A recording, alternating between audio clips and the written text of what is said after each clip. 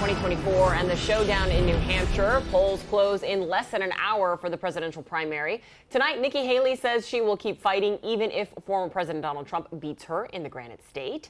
Local 10's Glenna Milberg has been speaking with voters and is live in Concord, New Hampshire with it all for us. Glenna.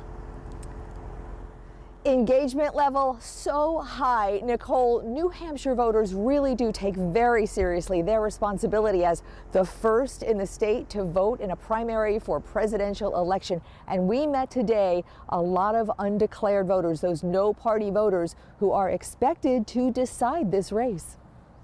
All right, you ready to put your ballot in? From Plymouth to Portsmouth, I'd do anything to keep Trump out. Concord to Canterbury. Trump is tried and true. Been there, done that. It's a moose! We find Granite State stickers at precincts, coffee and candy. They're done tootin'. And voters sharing how the first in the nation will chart the course of a nominee for president. What was the force behind the decision? I'd like to see a little bit of a competition. Some believe Haley is a positive force, strong on national security and pro-business. We had more money in our pockets. We didn't have war. I just very strongly feel good about President Trump. Trump supporters say he'll fix the border and their bank accounts and overlook his tactics and drama. I like what he's done for our country, and I believe that he loves our country. And that would get you past misinformation or disinformation that he might say. Yes, absolutely. And the big focus today is the 40% of New Hampshire voters who are undeclared and no party who are able to choose to cast a vote in either party's primary. Something different than what we have, most definitely. This was totally unannounced. Nobody knew we were coming. I hope the press is going to cover it fairly. Trump in Londonderry, Haley in Bedford, knowing potential support from those New Hampshire independents would be her best chance to show she has a path to move forward. It's amazing to get the first 6 votes in the country in Dixville Notch.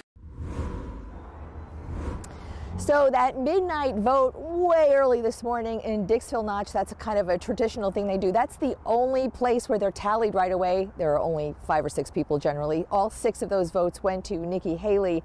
Tonight, the votes should be tallied pretty soon after poll closing time, which is at 7. So will that be an omen from Dixville Notch? That's so hard to say, but we should know fairly soon. Nicole? Glenna, Nikki Haley is defiant that she is not giving up, and her campaign has said she'll consider it a win if she comes in a strong second. What is her definition of strong? You know, that's a really interesting question because right now, remember the polls in Iowa, Donald Trump was dominating with a 30-point lead. Here, his lead over Nikki Haley is about, depending on what you look at, 10, 11, 12 points. She's considering that pretty closable. So if she comes in single digits apart, I think she'll really feel like that's wind in her sails, especially if part of that vote is registered Republicans, because there is definitely, it's a party of Trump nationally, no doubt. But we've seen a lot of people who really, Republicans, who are looking for an alternative to Trump. And there are very few people we met that want to see a Trump-Biden rematch on either side. So there's a lot of room there for her. We will see what happens tonight. Glenna, thank you.